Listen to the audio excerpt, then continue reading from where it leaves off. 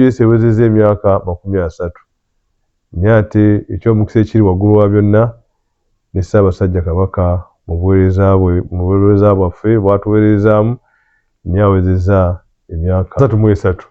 N'olwekyo twebaza Katonda olw'ekyo Ssaabasajja okubeera nti bingi bituuseeko byatuusizzaako ng'embaga naye ng'ebisinga byonna emigaso gyabyo gidda gye tuli. Twebaza Katonda olw'ekyo era nga tumusabira Allah mwongere obuwangazi obulungi ate n'okutembeeta mu ngeri y'okutudaabuda n'okutuzza mu ngeri esinga okubeera ennungi.